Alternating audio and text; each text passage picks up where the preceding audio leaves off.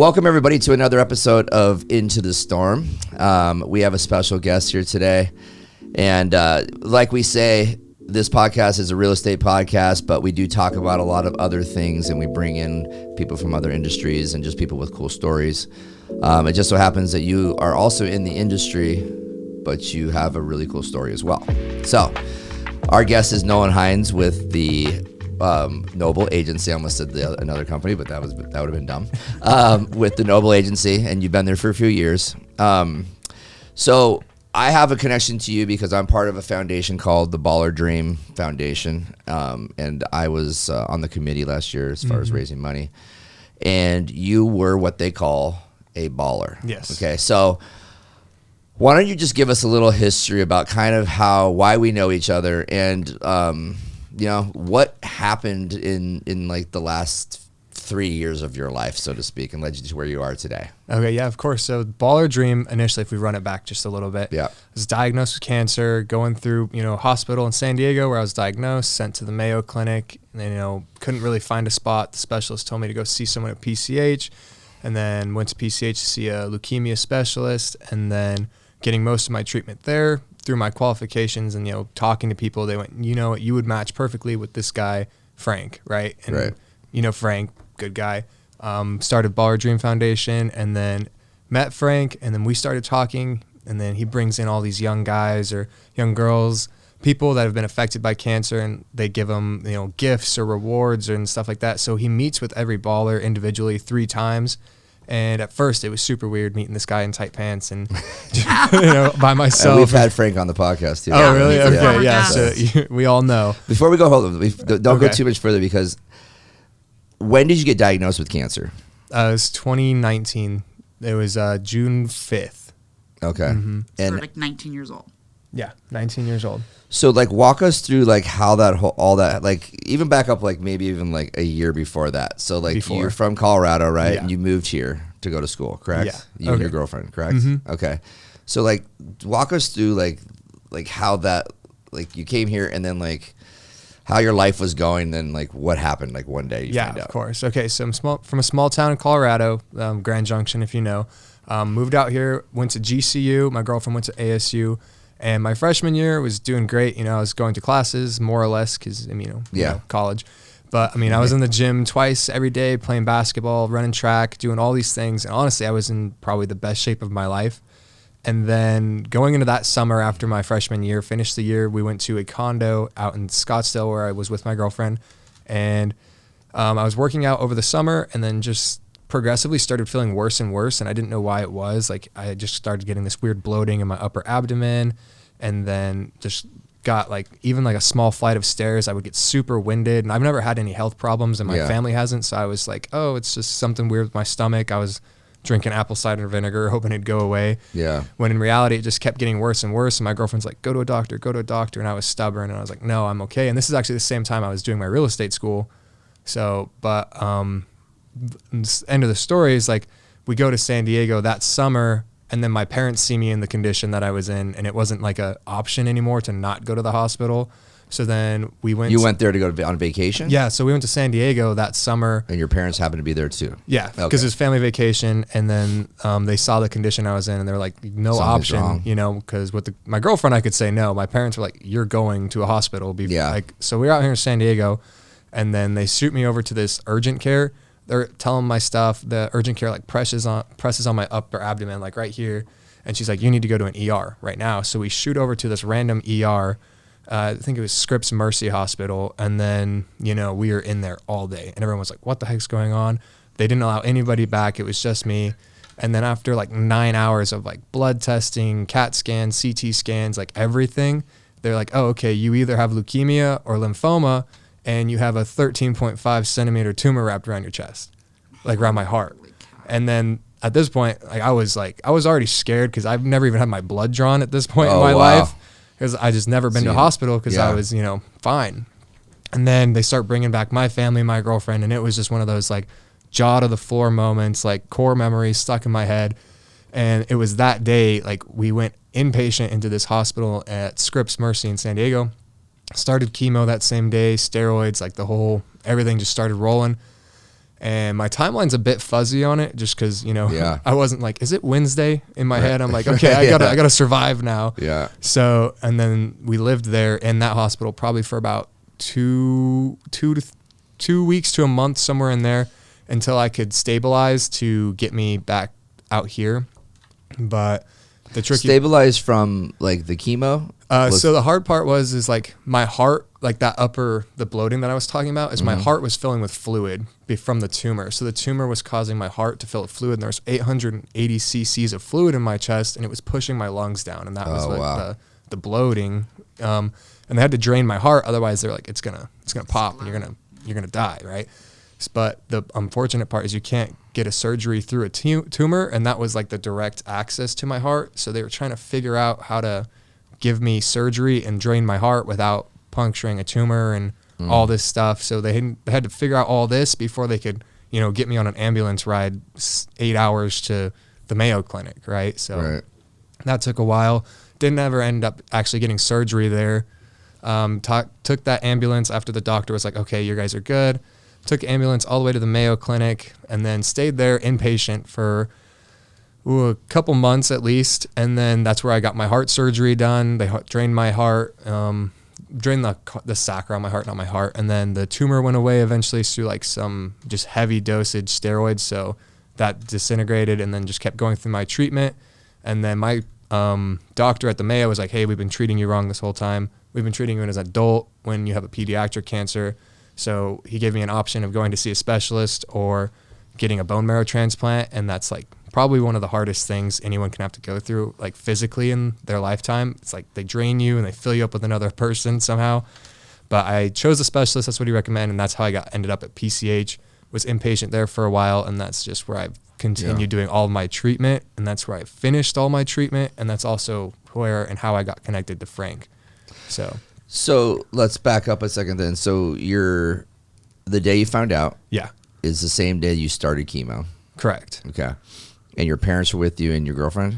Yeah. So it was my mom, dad, brother, and my girlfriend. All sitting in the hospital. Yeah. So they were in the waiting room while I was in there. And then eventually they got sent into that room with me. So what was that like so you, first of all, you had to find out alone, right? Yeah.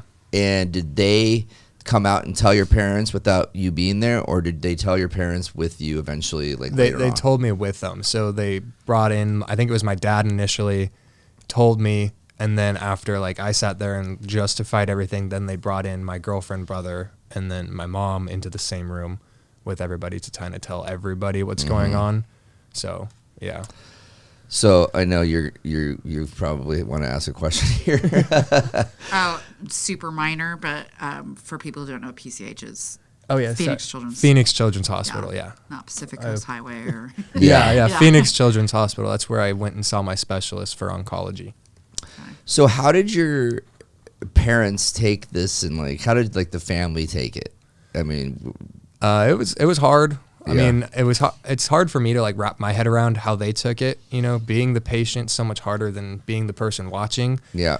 And I still forget that sometimes, but my family took it pretty hard. I think my brother took it the hardest. He was going through high school and, I was pretty athletic and he was following my footsteps and stuff like that. So it was just hard to, lose that connection a bit. Yeah. My dad was the one who kind of took over a lot of stuff, like when organizing with insurance and making sure stuff got done. And my mom took the like more supportive route and like phone calls, text messages, like managing that stuff. And then overall that was my family. And then I include my girlfriend in my family, but she did, the bulk work of staying with me and being that person to go to. So because your parents, they're living in Grand Junction, right? Yeah. They still have to maintain their careers. Yeah. And like and the insurance. And the insurance to keep you going, right? Which is obviously probably was in the millions. It was a lot. It was a lot. So, I mean, I obviously I almost wish they were here. Yeah. Because I'd like to ask that question. It's like, how did you do that as a parent? Like knowing like, your son's girlfriend's basically your caregiver. Yeah. Right. And she's also in college, by the way. Yeah. Right? Working full time, double major in college and taking care of me somehow. Right. So, And your mom and dad are, were they coming down as much as they could? And yeah, they were busy working, but I had they would schedule my dad's sister in Texas. She'd be like, hey, go check in, or my mom's grandparents go check in, and they'd come by and stop in the hospital. But a lot of times the work was just you had to keep those payments for insurance, because it was just, if you didn't, it would really take over. So they'd be bankrupt. I mean, who can afford multi-million-dollar medical bills? Without insurance. Without insurance. I mean, it's expensive enough with insurance. Oh yeah. So. So how long into the cancer and the treatment did you start feeling like, okay, things are going to be okay? So I'd say probably around the 2-year mark, I was like, okay, the light at the tunnel's there. I see it every day, and it just keeps getting bigger and bigger. And every day I wake up and keep going, it just keeps getting bigger. And I'd say that was really a big changing moment, especially when I hit maintenance. So that's when I wasn't in the hospital, living there every single day, and I could kind of. How long were you in PCH for? Inpatient? Yeah. Probably a couple months. I would say no more than 6 though. Yeah, so probably 4 to 5 months I was there, and then I had another diet thing that sent me in for 2 weeks stint. But I'd say that. So it's got to be such a blur. Yeah, it really molds into one day. It's just It really never ends, right? right? I mean, because not only were you physically being compromised, obviously by the chemo and just all the medical attention, but the our brains protect us from trauma and stress, right? And a lot of that comes in the form of memory, I don't know what the right term is, but kind of depresses your memory a little bit. Yeah, to protect you, right? Suppress. Thank you. That's the word.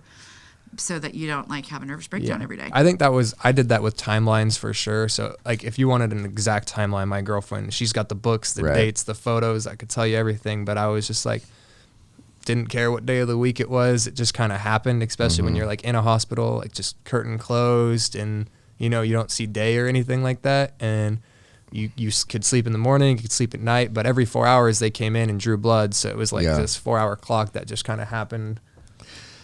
How was a couple questions actually. So how did your relationship maintain through, was it ever strained, through this process? And how were you mentally dealing with did you ever feel guilty that she was working and helping you and doing all this? Yeah. Oh yeah. Okay. Oh yeah. I definitely do. It still eats me up, but I mean, if now that I am in the position that I am and I can be out here every day, it's more of okay, I'm going to repay it every single day I can back to her and back to my family and the people that were there every single day to help counteract some of that guilt. But a lot of people, and my therapist, friends, family, they're it's not guilt. We were there to help you. We didn't do this because we had to, right? So it's a big mindset shift when it comes to guilt. I think that you would have been robbing your parents and your girlfriend and the people who care about you if you didn't allow them to support you. A lot of people, myself included, it's sometimes hard to get your brain wrapped around that it's they're not necessarily totally doing it just for you, frankly, right? It's they need to contribute to your recovery. It's good for them too, for their mental health. They always told me, it was I want you in my life. Totally. I need you in my life, yeah, it's right? a little self-serving, right? So it works. Yeah, selfish, but it works out for everybody. So. Did you go through depression and stuff too? So I never got diagnosed or clinically, but obviously, I mean, there was some lower moments that was man, this is tough. I don't see an out. There was a point for about 2 weeks where it was I just didn't take any of my chemo. I was I'm so done with this. Wow. And I told the doctors that after it's actually my girlfriend that told them. They're what are you doing? This is a regiment, you have to do this. Right. And it was just this lower point where it was every day it was oh, what's the point? This is I'm just laying in a bed dying all day. This sucks. Yeah. Right. And I didn't have that light. But, after talking to people and seeing the future rather than focusing on the now so much, oh, I'm just throwing up. I'm can't do anything. It's more of what can I do once I get out of this position really helped a lot. And then I probably should have got a therapist sooner, but I unloaded way too much on my girlfriend, unfortunately for her. So she's self-diagnosed therapist right there. So, but it does get better over time. It really, really does. Once you start getting your body back, once you start getting your mental back, that was a big one for me. It got hard to think, and sometimes it got hard to, everything before I was diagnosed, everything was super easy for me. It was blessed, athletically, when it came to school, academics. I didn't really have to try at anything. And then got the diagnosis, boom, all your athletics are gone. And then boom, it's like, whoa, I have to remember stuff now. It doesn't just stay, I have to like and you write also down what I do. look differently, right? So now you're like, wow, I'm thin and I don't look great. And like, so that eats that. Yeah. I was 185 when I was diagnosed. And when I hit the lowest point, like weight wise, it was when I had SMA syndrome. And I was down to like the 110s, like in the teens. I lost like almost 80 pounds. And it was like, that's when I was super bald and just super skinny. And, I was like, wow, I was so happy with my body. I was like cut and I was going to the gym every day. At least I was happy, right? And then I see this thing in the mirror and I'm like, what the heck's going on, But what's SMA? SMA is, I don't know what it stands for, but it's like an eating disorder where you get like, happens a lot with cancer patients where they lose so much weight that their body can't like process the food that they eat.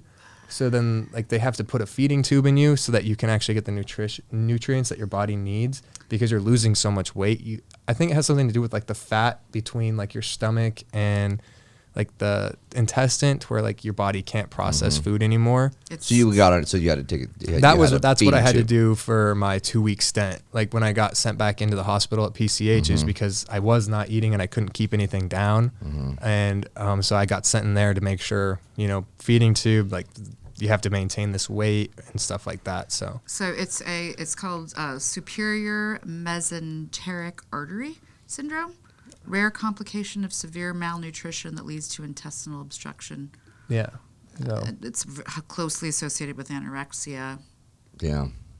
Yeah. I think a lot of it just comes from the like crazy nausea you get from all the chemo and radiation. So were you in pain at all? Like, or was it just sickness?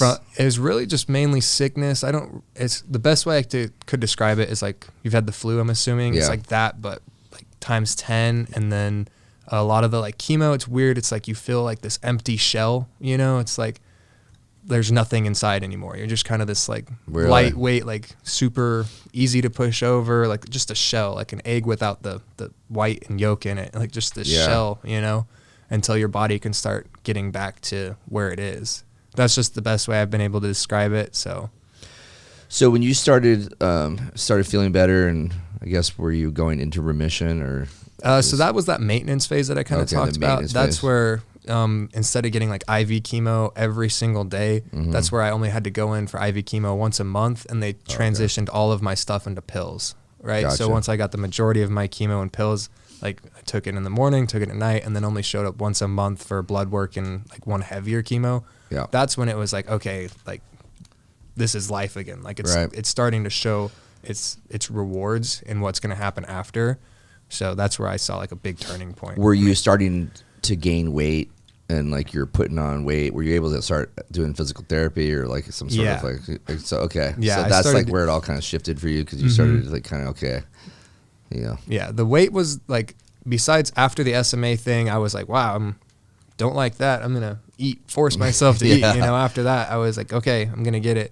Then after that point, I slowly started getting weight back. Like I'm probably like 150, 155 now. So I'm still 30 under from where I was diagnosed. Yeah. But at that point, I've been able to maintain 150 to 160 pretty regularly for the last year and a half. So. Is it weird being 150, 160 when you're 185? Yeah. So I was never like huge, like built or anything. Yeah. But I had some tree trunks for thighs, and that was all gone. Yeah. So I feel it a lot in my legs, which is the weirdest part. So it does feel a lot different, especially when I am like in the gym or playing tennis or basketball or anything athletic. I'm like, this is wrong. What was your sport? It was basketball. Basketball, and like I was probably best at track, but I really enjoy like basketball or like really any sport, but I love basketball. So what led you to GCU? So that was, they gave me just a big scholarship. I really wasn't paying for anything. Okay. And then, I got offers to play like D3, garbage ball and then track all over the state. But then, I really liked Arizona when I came down here. And then knowing that my girlfriend was going to ASU. Yeah. And then I really didn't have to pay anything at all to go to GCU. I was like, you know what? So it was academic. I can join, academic, be in clubs and still, do track and all that stuff here. So yeah, that's kind of what led me down there. When did you graduate? It was last summer. So yeah. Congrats. Thank and you. And what's your degree in? Marketing and advertising. So you were already looking into the real estate space. Okay. Yeah. Right. Mm-hmm. Okay. So like you said that you were looking, so you were in school and you were like, I'm gonna go get my real estate license. Yeah. So after my freshman year of college, I kind of looked into it to like my last semester. I was like, I want to do real estate. And then during that summer, I was like, how can I get ahead? Instead of doing the summer and just hanging out with everybody, I went to the ASREB, the Arizona School of Real Estate and Business, where you get licensed. Enrolled in all their courses. And then I did like the Crammer course. So you were there all day, every day for like 2 weeks straight. But so that's what I did the summer of my freshman year. But that's also right as soon as I graduated from the school, like then you go take your state exam, right? That in between that window is when I got diagnosed. So, but I also flipped houses with my family back in Colorado. Okay. But I was, mowing lawns, doing drywall, removing floor, like the actual renovation side of things. And I sat there with my little paycheck and saw everybody else with their huge paychecks. Yeah. And I went, I want to be on that side. Right. So that's kind of. So you have like we were talking earlier that he's a handy guy. So he's been doing things. Obviously he's an agent, but he has like a little side hustle. Yeah. But it's like the side hustle to be working with your clients. Right. Yeah. So they need something done.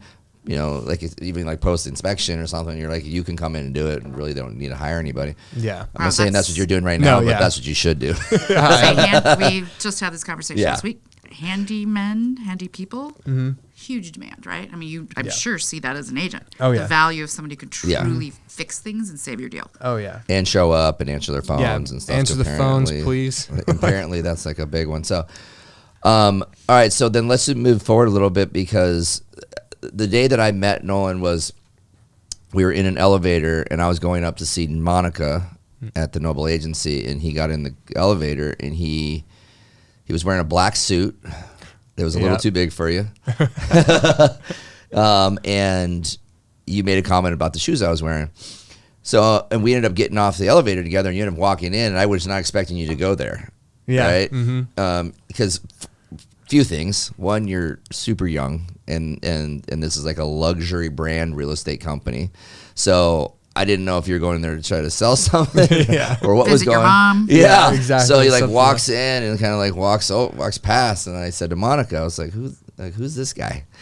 And she told me the story. And so basically the Baller Dream Foundation, which is Frank's foundation he started, I know you talked about it a little bit, but I'll just recap there. So basically every baller, they call them ballers, so every patient, so to speak, or somebody who's been through something, he calls them ballers, because Frank had also had his own bout, and I don't know, so he came up with baller, right? Yeah, so, his own cancer journey. Yeah, his own journey. So, but he picks the ballers that he wants to, be in the foundation that year, and he gives them like, a dream, so to speak, right? And most people pick like something like, hey, I want to go to Disneyland, or hey, I want to meet this famous person, or a Lulu shopping spree. Yeah, Lulu shopping spree, or something crazy like that, and all cool stuff. And your dream was to help you find a career. Yeah, pretty much. I mean, I didn't really have anything I wanted. I told Frank, I was like, I didn't get diagnosed to get stuff, but I mean, these are my goals. Can you help me get there? Yeah. Right? So I looked at Frank. I was like, you're very well established. You know lots of people. Like, this is where I want to be. Can you help me get there? Yeah. So, and Monica is on the board for Baller Dream Foundation, and I was on the council. Right. So 2 different things, and. So because she was on the board, she knew you, and you want to do real estate. So she took him in. I don't know if it was an intern as first. Yeah, it was an internship at first. Okay, so it was an internship at first, and then now you're just a full-time agent working full-time licensed agent. At Noble Agency. So tell me about like how that experience has gone, and like from like even like the start of the internship. I mean, you were healthy at that point, getting your way back. Yeah. It started off great. I mean, well, it's still going great. Yeah. All of it's been going great. I mean, I've learned so much. They teach me so much from like ins and outs of real estate, and then just the professionalism that I have to keep, both in the office, out the office, and how big like the fundamentals are and a lot of stuff that you don't see. It's not just HGTV beauty magic that's boom, it's there. Right. There's a lot of back end stuff from like a marketing perspective to a contract perspective, you know, keeping in networks with people, like building a pipeline, a funnel, and it's all this stuff that, you know, I didn't realize. I thought it was like, oh, I can go in and paint a home or help someone buy a house and boom, big check, right? No, Right. it's a lot of work actually that goes into it, Yeah. and then a lot of professionalism too that I had to, and I'm still adapting to every day. Right. You know, I think because you're so young, and I mean, you're probably, I mean, there's no one even close to your age, maybe. I should not to say that everybody's old there, but you are 23. I know there's some people in their you know 30s and 40s, obviously, but they've been in the business for a long time. yeah, And it's a pretty high profile place. yeah. So how do you feel? I mean, has it been intimidating you know, being that young guy there? Oh yeah, all the time. I mean, it's definitely intimidating, but Yeah. it's also like it pushes me in a sense. You know, it's like I gotta be better. I gotta put myself on this pedestal. I gotta, you know, perform to these standards, and it helps me become a better version of myself, at least from a professionalism standpoint. And so I'm I sure enjoy they it. are super supportive and want to see you succeed. Oh, yeah, So you've got a great foundation there. Oh yeah, everybody there is everyone has my back 110%. So I couldn't be more thankful to be in that brokerage. So How have you gotten any of your business? Like how, or even any of your potential clients, how have you built a pipeline? I mean, being not from here, first of all, that's one thing.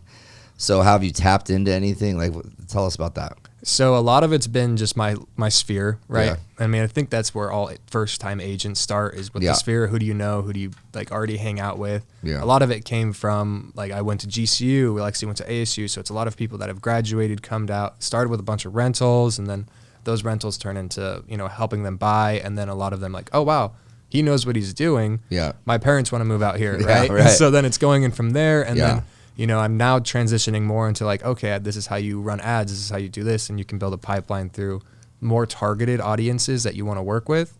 But I still focus primarily on my sphere. Like lately, one of my big goals right now is to work more into like an athletic kind of realtor. So I've been like putting in like target markets and targeted ads towards like houses with sports courts and, you know, people that have that influence to try to build myself like more of a standalone brand. So you'll create like an online, like social media campaign, and then you hit them up, like you target through like sponsored ads through Facebook or what? It's more like Google. Okay, More Google. So ads, SEO type stuff? Yeah. So I know you're on TikTok. Have you had any success with business growth through that? Business growth, no. I'm always curious. 'cause Growth, some, yes, but business, no. Some agents swear by it. And Yeah. I just don't personally know many who have truly hit it big on TikTok. I think you definitely can. TikTok, you know, all the short form content, I think is the top place to be, whether you're business, it doesn't matter what you're doing. But if there's so much like that actually has to go into it, you can't just post once a week and expect one viral video to, you know, build your business, right? It's hard. It's a lot of like Lot of work. dedication every single day Yeah. for hours to, you know, create content, batch work content, edit content, get it out on a timely basis, respond to this content and build the funnel that way.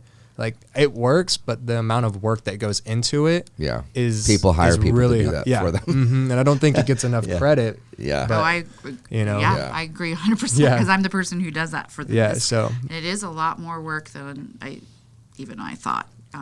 You know, it's fun to do personal stuff, and for me that's worked out really well. But when I do like the business side, it's like, oh, now it's like, oh, it's a personal channel, I don't want to see that stuff. But if I dedicated, you know, more of my time and energy into it, I think it would do better. So now that we were talking before the show, you know, are dabbling in video.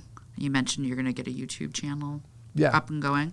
What are your like content pillars for YouTube? I mean, you're not just going to go on there and randomly make stuff up, right? So what are you focusing on? Where are you providing value? Yeah, so my first one's going to be just an educational standpoint around real estate and business. So a lot of the elective classes and everything that I've been doing a lot in life right now is around like finance, entrepreneurship, and just running your own business. So that's going to be one of my pillars, is just an education like standpoint around, you know, real estate and everything around that.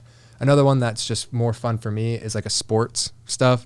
So like being in the gym and then like playing basketball, like doing runs, like just more athletic stuff, I think would be really fun to have part of the channel. Like one of the YouTube videos that I have scripted is like my 30-day creatine transformation. Okay. You know, I think that'd be pretty fun. Like record every day, like creatine and see your growth and stuff like that. So more of like Did the doctors recommend that? I'm good. So I saw on your link tree that you have a link to Thorn supplements. Okay. So is that something that you were just always into that stuff, or is it like post-treatment that you're trying to like build your body back up? It was post-treatment for sure. Initially I was like, you know, they didn't really tell me how I got cancer, so that kind of sticks in my head. It's like, well, did I eat too much ramen? Did I eat the bad stuff? Yeah. Like, I don't know where it came from. So then being post-treatment, I'm like, okay, how can I eat better? How can I, you know, put my body in the best position possible? And I did a lot of research with like nutritionists and just like independent research, like where can I get good supplements, good, you know, electrolytes, and just the basics for like multivitamins. And then it turns out there's not a lot of standards when it comes to those type of stuffs. Right. And then finally I came across Thorn, this brand, and they work with like a lot of like professional athletes and like the Olympics and stuff like that. And I was like, oh, okay, that's, you know, regulated and like it has all these standards. I love it. And then I saw at the bottom like an affiliate page.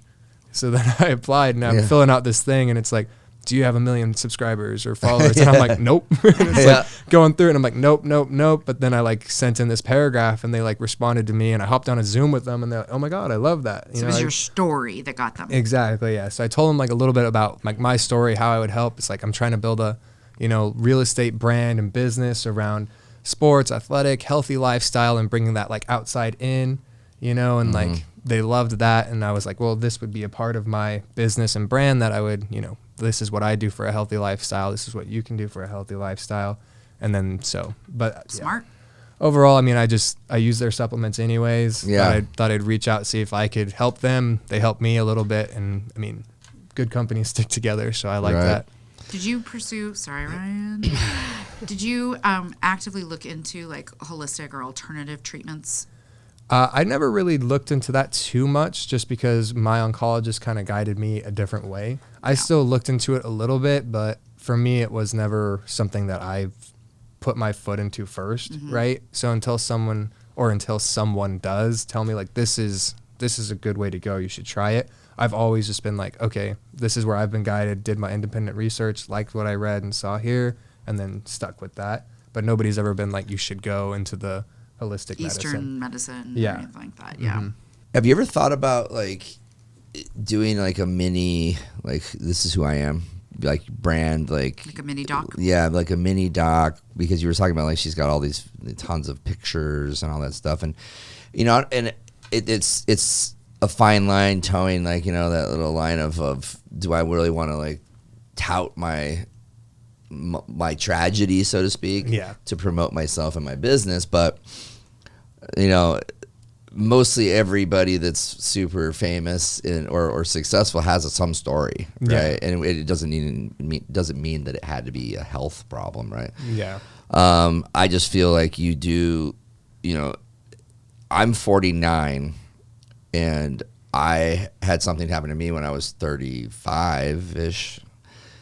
And I kind of wish that like that technology was different then, where I could have maybe done something to kind of tell a story or put myself in front of people in a way where, you know, like you said, like you can inspire people by how you're living now and where you're at.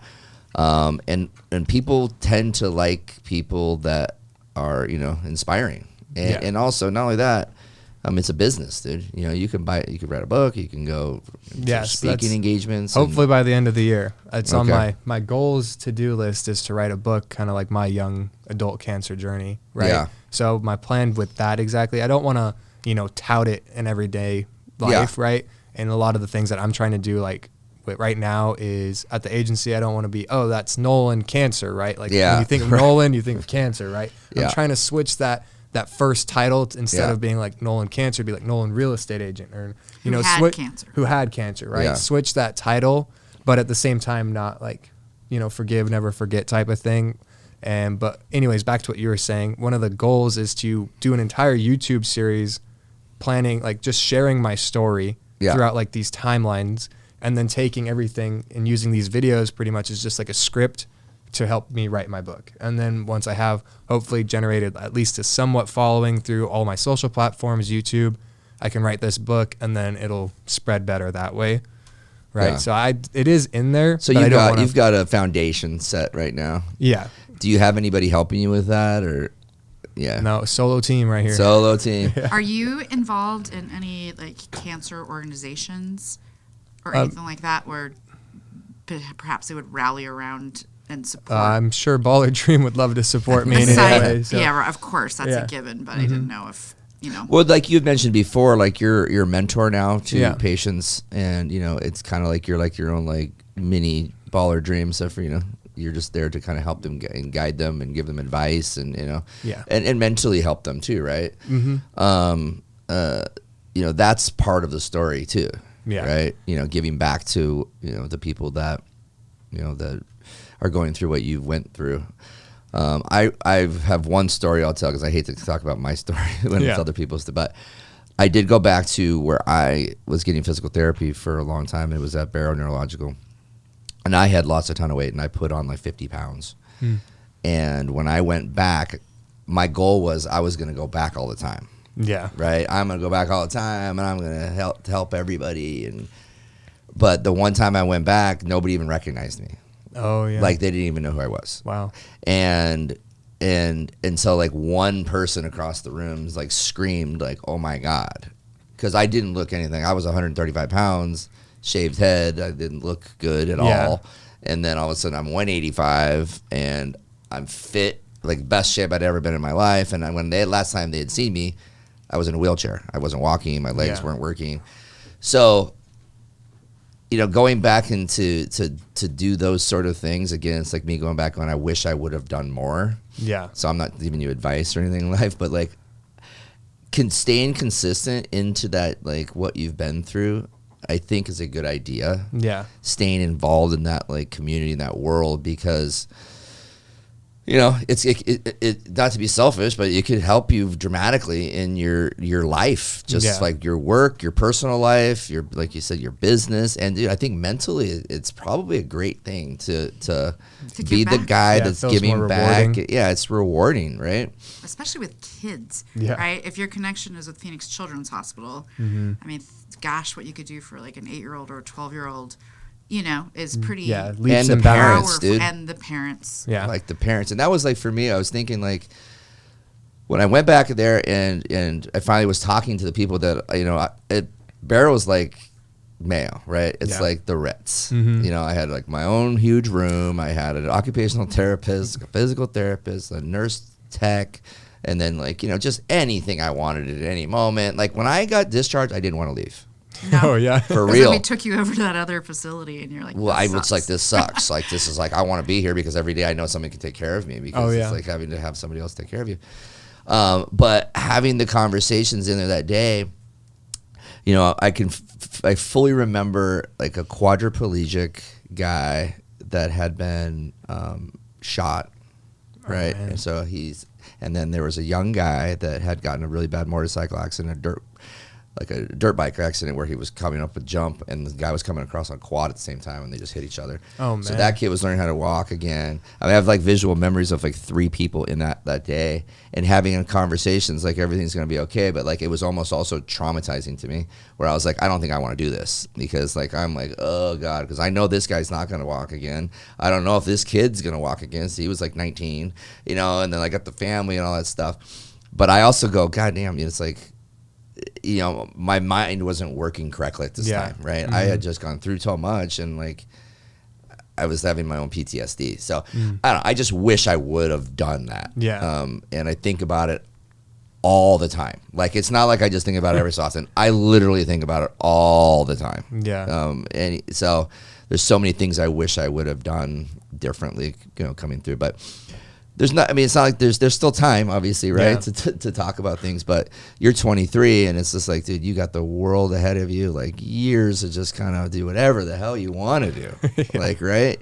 And you're just building your business now, and you've got this awesome story. And I think, obviously, you're a super likable guy, very mature, and you're going to be a guy that the people that are older than you will trust you, because that's one of the hardest things about being young, trying to sell a multi-million-dollar home. Is why would a 55-year-old hire you to sell a house when you're a young guy? Well, because you've proven to be somebody that's responsible and disciplined and structured and mature, and also, hell, I would love to be the guy that helps this guy. That's what's going to happen, right? Am I right? 100%. And I think you've been an exceptional human. The fact that you're 23 just like bolsters that like amazingness. But like the many 55, 60, 40-year-olds could not overcome what you have done. So people are going to have mad respect for you, period. Right? So the fact that you're young almost creates like a little bit of a novelty. So it's kind of cool because, Let me throw one other part of this too. Your girlfriend, okay, you're engaged, right? No, okay, we're not. Down the line. Okay, it's going to happen, right? You did something recently. I thought it was, but it was, maybe it wasn't you. I might have to cut that part out. She'll see it. But I know. She'll point at it forever. And be like, well, dude, I just remember you talking about her though at the dinner of dreams. The dinner of dreams, and maybe that's what it was in my mind. But because they were like, if you have a magic wand, what would you make happen? Right, and then I was like, oh well, I would obviously make her my wife and stuff. And then thank you. I didn't make it up. Apparently, that came off as like a proposal thing type of go, and the whole crowd was like, ah. Well, that's what I'm saying. That's what I thought. And I was like, whoa, magic wand. Remember the question. It's like this is gonna happen, right? Right, it's gonna happen down the road. But I think that part of the story is her, right? And part of the maturity level of what you guys have went through together. I mean, you guys are I'm not gonna say power couple, but you're a couple that I think that could inspire people, and they're like, wow, these two young people did all this stuff, and this woman did all this shit by herself, pretty much, like, right? While his parents were working and doing what they needed to do, and she had jobs and going to school and taking care of you and driving you places and stuff. I mean, at that young of an age, it's incredible for her she did it as well. Right, so I just think like, shit, she should become an agent too, and you guys should be a power team. I keep trying to tell her that. So she's a construction manager, so she's building houses. But I'm like, you should come on. Let's get it going. Were you together a really long time before you? So actually, high school is when we first started dating. So how did her family feel? Obviously, they loved you because they'd known you for a long time. But how were they looking at their 19, 20-year-old daughter, going, "Holy crap, she's sacrificing a lot to take care of this person"? Was there any bit of that? I didn't get like the animosity, ambiguity, anything like that. I never felt that. Maybe there was on the back end that never got shared with me, right? But for the most part, it was pretty much all support, like obviously 100% from her, and then even from her family, in dire times of need, I knew they were going to be there to help her. And it's like, I didn't expect them to bend over backwards for me, but they definitely like helped her out a lot too. So she had the support she needed to support you. She could use a little bit more. Maybe I'm a bit biased, right? But definitely she used. Her parents probably are. I'm sure they think highly of her. Even to a whole other level. Think about it as a parent. Like, if I loved him and my daughter did that for her boyfriend, I'd be like, geez, man, she is strong woman. Oh yeah, she is definitely the strong one of the family. So she's a fucking saint. I mean, I don't know. That's just really, really impressive. That's what I remember the first time I met you. One of the event, the Baller Dream event. It wasn't the big, dinner, but she was there, and I met her, and I was just like, God, looking at you both. Right, you look like you could be in high school when I first laid eyes on you both. Bunch of baby faces. And I was like, holy crap, this girl has like, because you were very, very demonstrative, and so was Frank about like the part she played in your recovery and all that. And I was like, that's really impressive. Oh yeah. So let's just move forward a little bit real quick about Frank. Okay. Because I think we kind of skated by that a little, quickly. How did you even get into, like, how did Baller Dream come to fruition? Like, how did he find you? Because he has to find the people first, right? Did you apply or what? No, so it was actually, I was impatient. I was getting my chemo. It was a long day, so I was there all day. And then one of the social workers at, PCH that actually now works for Baller Dream as like a their primary like recruiting and helping them Okay. find patients. She reached out and was like, "You'd be perfect for this organization." Got me connected with Frank, and then then we started meeting up. Those 3 times. To like, he got to know more about me, I got to know more about him, so he could try to like figure out a gift, Yeah. and then that's how I got to meet him. So, Nice. I mean, it's a pretty cool little organization that he's created, and it's multi-states now, which is really cool Yeah, too. like 5, right? I think it's 7. It's I 7. believe it's 7. So Frank went to Monica, who obviously he already knew, Yes. and said, "Okay, we got this kid. He wants." Well, to Monica go was into on the real board. Yeah. So she already knew about I think him. he hyped me up a little bit too. estate. Right. But he Yeah. had to have made the introduction, Monica. Well, yeah, because she was on the board, though. She knew everybody that was all the ballers. Mm-hmm. So she knew every story. And then, like, I know what you're saying. So he came to her and said, this is his Right. dream, was what he Like, wants to do, help him find a career. Right. And my whole point in bringing that up is she's pretty incredible too, right? Oh, yeah. I mean, she's so emotionally and financially invested in Baller Dream, right? She believes. One of the very first conversations I ever had with her, it was about Baller Dream, and that's pretty awesome. That she was like, I will help Nolan achieve his dream of Yeah. going into real estate.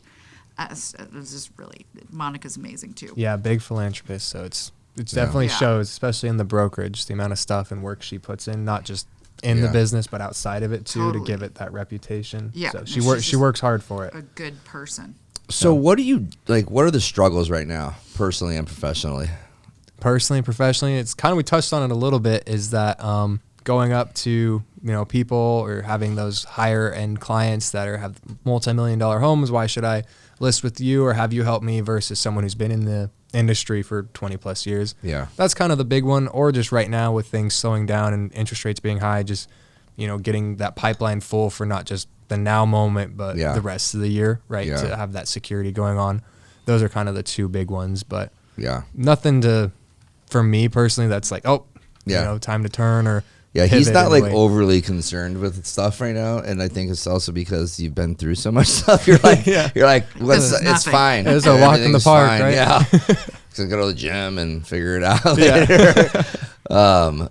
Yeah. So, and then personally, you feel good, healthy, everything's good. Like when you go to gym, you're just like, I'm back to strong, and Oh, I wish, right? No, I actually threw out my back playing basketball like 3 weeks ago. Oh, you But did? yeah, it's getting better. But yeah, no, the gym's been great. Definitely do not lift as much as I used Yeah. to be. Like going back for that first time, going from like 225 for reps, Yeah. just on bench, like where I was, and then going back in for that first time, and you have the bar, and you're like, what the hell is this, Yeah. right? And you're just, it's a whole different experience, but it's that gradual buildup that I'm Yeah. getting back into again and relearning my body and what it's capable for. So do you ever like wake up and like every day? I mean, you probably do this every day, but do you think like,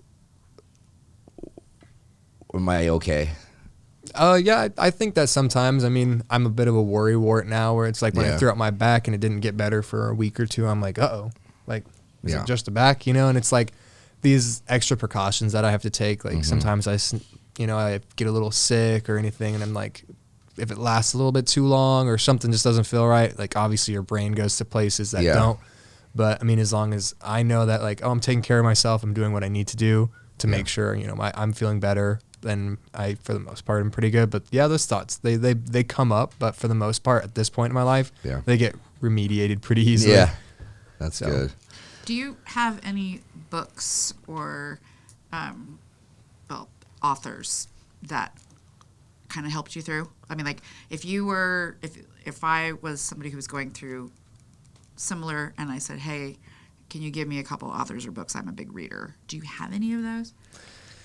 See, mine was never like how do I get through this? I just read a lot of like, I guess they were kind of like self-help, like, self-improvement books. I didn't read too much. I was like not a reader at all.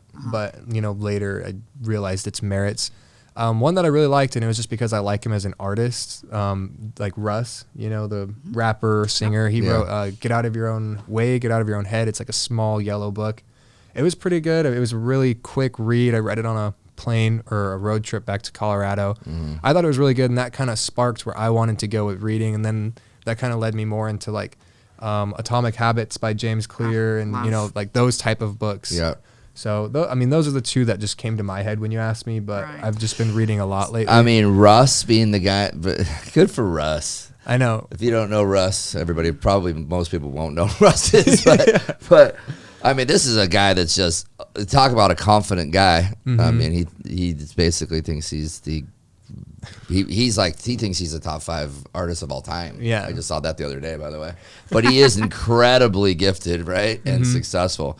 It doesn't shock me that he has a, personal development book. Yeah. His mom apparently was a professional self-help Oh, person. really? Yeah. So I think I didn't that's know where he that. got Okay. a lot of it, and him coining the term manifest. I don't know if I really believe that, but he kind of No, like, that's no, yeah, I think he said that at one point, but I think he brought that back into a lot of like people's minds. So, but yeah, he got a lot of help from his family. I think that helped him build a mindset and then be able to share it with other people. So, yeah. Just people. A lot of people I know who are aspiring writers tend to be like super inspired by other authors. Yeah. So Yeah. that's what I was wondering about. But these days, I think with our generation, it's very common to be book oriented. But for you might have seen like some amazing movie or YouTube video or heard a podcast or something. yeah, that I do a sparked. lot of quotes. Like I have a huge book of quotes. I'll probably write a book of quotes eventually just because I like them so much. So I didn't really read a ton of stuff, but I found really impactful quotes that I just. Do you have one off the top of your head? No pressure, but No pressure. Not really. I mean, Okay.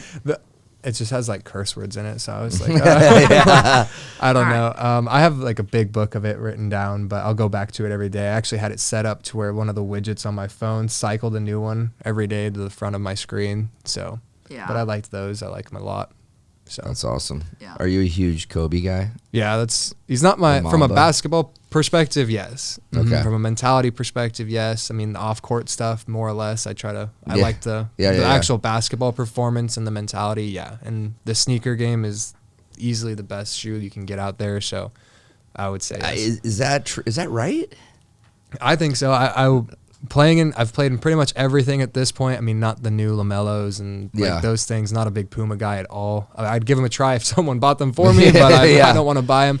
But playing from Kyrie's, it's like a close second that I found. Okay. Otherwise, from like court feel, the grip, like the way it feels, just the Kobe's shoes are just bar none to all the others in my opinion. Wow. And you also like to collect them as well, though.